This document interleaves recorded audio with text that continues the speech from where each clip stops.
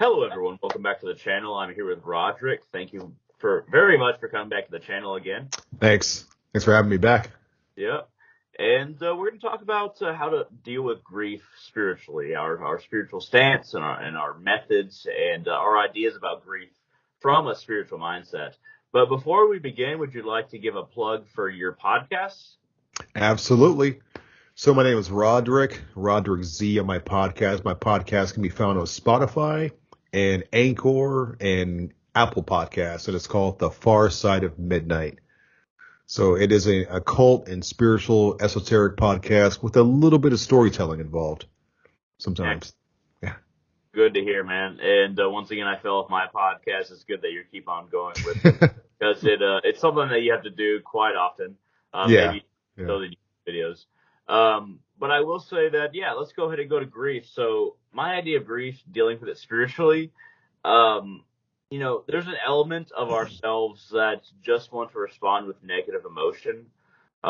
It's not necessarily that grieving is negative emotion as much as it is reaction in our current lives, in our current behavior. We want to act out. We feel all this pain, all this stress built up within us, within our heart center, and then we want to express that outwardly at everyone else or the world itself. But if we understand our loss, no matter what it is, whether it be a person, whether it be the loss of a job, whether it be the loss of a friend, whether it be a transition in life that we feel like we're not ready for, realism needs to pierce into this. How can I deal with this effectively, and how can I move forward, rather than how can I act out, and that's always more subconscious. So having a logical conclusion about how to move forward as an individual from this place of pain, from this place of grief, is the beginning stages of actually being able to make that grief a part of yourself, deal with it, and then that's just a part of your life.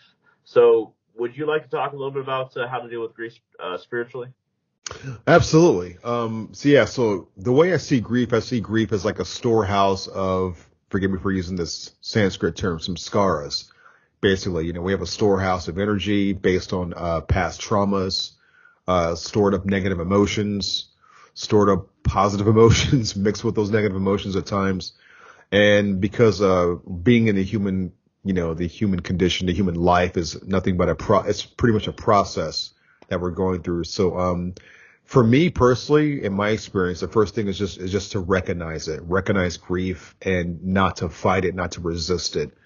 Everybody has their own little unique ways. I don't know if it's really has to do with my astrology. I'm told it does. I'm a Pisces, so I like to kind of separate and be alone for a little bit of a time before connecting to my support. So for me, it's silence. Silence is a good medicine for me. I know it doesn't work well for everybody with grief, but like a lot of people tend to have this subconscious way of dealing with grief by distraction. Whether it's like with substance, usually it's by working, doing something to make them forget. But I don't see this. I'm not a psychologist, by the way, nothing like that. But I don't see that as like a healthy way. I think that by surrendering to the grief itself and breathing through it, like feeling the pain all the way, journaling through it, and most definitely one of probably the best way is connecting to a support system of some sort. Yeah, for sure. Yeah. So maybe remembering the proper way and having the right perspective is a big part of dealing with grief. It's not necessarily. Yeah. So the first step, I guess, is about perspective, right? Mm-hmm. Yeah, absolutely. Like when I think of grief, I'm thinking of, I was speaking from my personal experience of losing my mother about almost 6 years ago, terminal illness. And I felt like several years of spiritual work and study and practice and learning about death and learning about change, it still wasn't enough, to be honest, because when you're confronted with it, it's a whole nother experience. But when you're in the throes of battle, I shouldn't say battle, but in the throes of the experience like that, it's like you're facing it head on, and that's when you become that pure person that you've been practicing. So the consistency of just allowing myself to experience, with the spiritual mind. And the spiritual mind is really just understanding that in the case of grief, like losing someone, someone in your life, someone very close to you, just I don't want to say expecting death to come, but knowing that it's a part of the natural process. So that perspective is what has helped me through it, going through it in that time, basically. That makes total sense, man. And being able to process those emotions is very important, especially at the time that we're in, because there's always this relationship between us and those that we value. Hmm. So where you're at when we lose them, that can definitely decide exactly how we address the situation, and also can maybe inform us on how we address the situation. But when it comes to everybody is a certain extension of ourselves. We imagine and conceptualize our lives with that person in our lives. So if that conceptualization just ends immediately, it's almost like there's a part of ourselves, a part of our identity, part of our relation that is just torn out. Hmm. And there's that feeling that we can no longer conceptualize with that person. So how do we conceptualize our future based on a future that we already planned out with that person in it?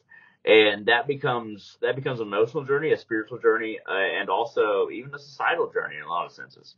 So spiritually dealing with that part of ourself which is gone, a part of me says, we should always think of ourselves without those we value most.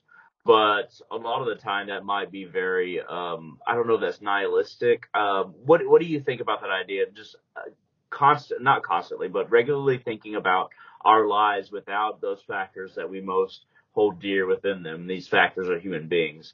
Do you think that it's good to conceptualize that periodically, or do you think that that is too much of a stretch? Maybe they already have an effect on our lives, and they will always be a part of them. What's your ideas on that?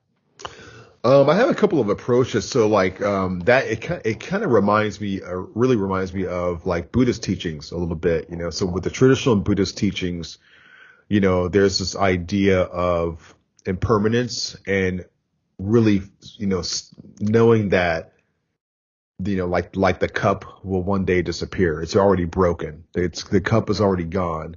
Like by knowing that, it's not really like a negative. It sounds very, very negative to like Western perceptions, generally speaking, even some Eastern perceptions, really. But it's sort of like a realism, like a spiritual realism, just knowing that all of these things are passing. It's very, very hard to do though. Really, really hard to live like that. Very challenging. But the best way I found to do that is to, really just nature. Nature has helped me a lot. You go outside, I've spent a lot of time hiking.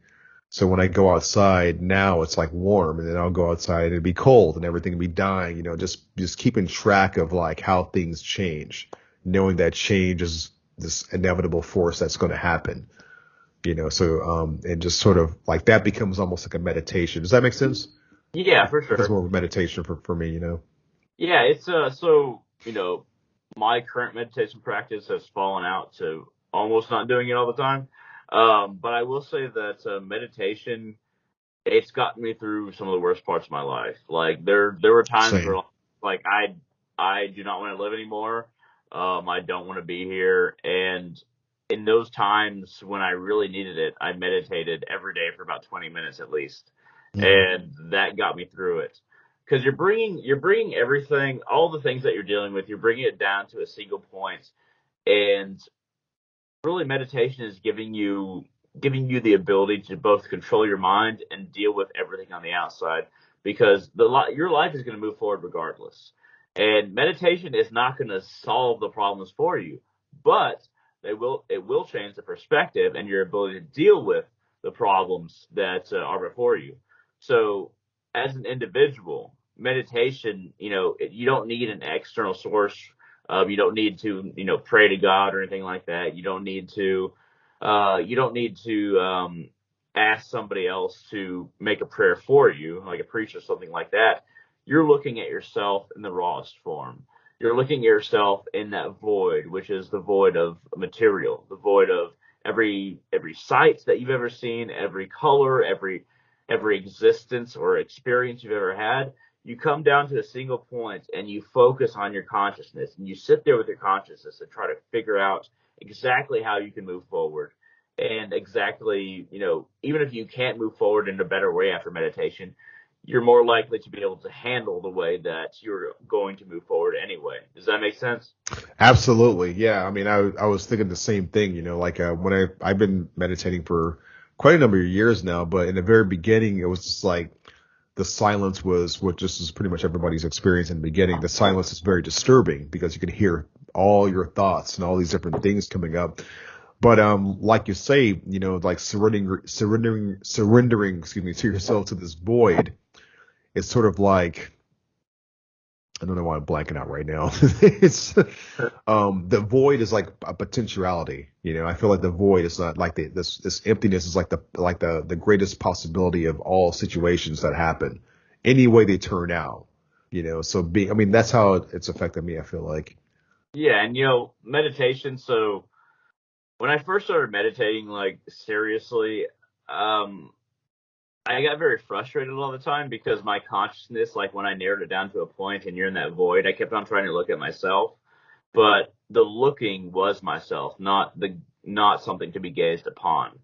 And and then, it was very frustrating for a while. Then I realized, oh, it's the looking. It's not what I'm trying to see is the point of me trying to understand myself and the universe and the multiverse, because we all have that link. But the message was, well, it's not necessarily a message, it's a reality that how I was looking and the essence of looking, what I was thinking, um, was trying to form a reality or form a physical form within my meditation that simply just doesn't exist. I think that when you meditate very well in certain levels of meditation, we start out very small. We start with breathing. It might become, very intense breathing exercise and things like that. But once you're in that void, we naturally want to see something. We want to make sense of the lack of things within that void within ourselves when we're meditating. Um, but to put it simply, we can't. It is the act of looking into the void, not what is seen. And, being very much attached to material existence, viewing things as being solid, understanding people as being different than ourselves, separate from ourselves, and understanding the world in various aspects and various descriptions, whether it be different forms of matter, plants, animals, what have you. Um, Everything that we begin to learn is about the separation of things and the individual identity of things. And when we start truly meditating deeply, um, it becomes we come to the realization that all these identifications that everybody has taught us and that we've always had for a long time are ultimately null. They don't really make any sense. They don't really actually help us to understand the deeper nature of all of reality. Does that make sense? Oh yeah, absolutely. And not to mention that for a lot of people who are more reason driven, scientific driven, science driven, meditation also helps you on a physical level as well, because it will take the sympathetic and parasympathetic nervous system and bring them more to like an equilibrium. It can do things like it doesn't reverse pain, but it can like help with pain tolerance to a certain degree and things like that. So yeah, meditation has definitely been a huge help for me in my life, going through some of the most difficult situations like grief and losing people. I've lost a number of people in a 5-year period, and just, being in that place, getting into that conscious zone.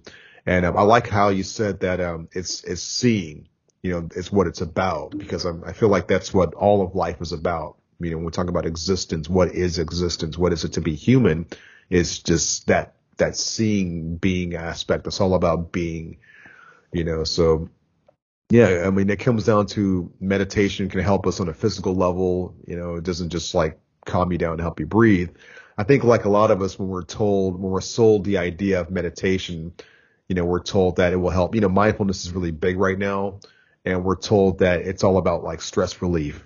I remember when I took my first meditation class in October of 2007, it was kind of marketed towards a lot of, I shouldn't say marketed, but it was really geared towards a lot of people for stress relief. And I was in there, I was like, I don't care about stress relief. I want to be enlightened. That was me back at that time, but like, practicing it, for some years, it's kind of does everything. I think meditation is never understated, really. For sure. I totally agree. I guess we'll kind of end with some of the very basic Mm. spiritual practices that kind of help us, not just with grief, but just in day to day life. So the interesting thing is I found when I light a candle, even if it's just a white 7-day candle you can buy at the grocery store, Hmm. and you put it in certain spots before a certain image that you like, or you put some olive oil on the top of it. Just being near that candle and having that candle lit even while you sleep can bring you a lot of comfort and calmness. It's your engagement with the materials that you have that allows magic to happen. It's not, magic does not exist in and of itself by itself. I mean, maybe you can call it magical power. That's the underlying current with under reality. But your engagement with magic can be very simple, and it can actually help you in remarkable ways, even dealing with grief. There's a reason why people have vigil candles, and they put candles, at before an image of a person that has died. There's a reason why these 7-day candles exist within grocery stores, just because there's very simple ways, even if the distributors are not really aware of it, there's very simple ways that we as human beings can make a marker within reality, within time itself, and say, this point matters to me. And I'm going to put this object or put this candle here, and it's going to burn for a certain amount of time, but I'm going to keep on looking upon it. And that's going to be an intrinsic point within my existence that I chose because I want to respect a certain either part of myself or someone else. Does that make sense? Just simple. Yeah, yeah, absolutely. Yeah, my own personal practice for it is to get outside in nature, and very simple is just to look up. So like standing by a clearing of trees and like looking up, and it's kind of like in a way mimicking some of those old French cathedrals that are just built really high with those high points. Like the idea of like looking up is something that's more grand than you. It kind of will make you feel small in the way, but I found that it helps me.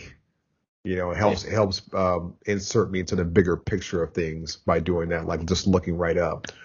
Also breathing exercises. So pranayama has been a really big part of my life, a big lifesaver. Just really simple breathing exercises. Going outside and facing where the sun is in the morning or in the evening, and just breathing in that chi or that prana from the sun itself, and swallowing it and bringing it into like the navel center. That's been a big help for me as well. Yeah. That's great, man. And Yeah. yeah, I totally agree on all that. Because I do have my other practices. I will say that what form of do you ever use incense? What's the main form of incense that you find most effective for your spiritual path, or most appeasing to your spiritual gods, or something like that? For me, I like sandalwood, and at times, I like certain things like I have rose. I had rose burning earlier a little bit. So I have a short story about the rose. So my mother, before she passed, she had a rose like bush at her house. So it's a way of me kind of keeping that connection going. So like it's a little personal ritual. So I will burn rose or even spray rose if I have it, things like that. Yeah, but for me, yeah, sandalwood and frankincense from time to time. Sandalwood and frankincense really do it for me a lot. Yeah, I Yeah, totally agree. Frankincense and sandalwood. Frankincense I burn that nonstop, and also dragon's yeah, blood. Very good incense. At any rate, let's go ahead and end this. Thank you very much sure. for being on this on our channel again, Roger. Thank you for having me. Thank you. Would you go ahead and like to plug your podcast one more time? Absolutely. So you can find my podcast once again on Spotify and Anchor and Apple Podcasts, and it's called The Far Side of Midnight. And if you just type in The Far Side of Midnight, my name is Roderick. I go by Roderick Z because I like the letter Z. It's not my last name, but yeah, check us out. Thank Excellent. you. All right. Well, everybody who's watching, feel free to put down questions in the comment section below, or just make comments about if you like this or not. At any rate, thank you all very much for watching, and I'll see all of you on the Thank you. channel in the future.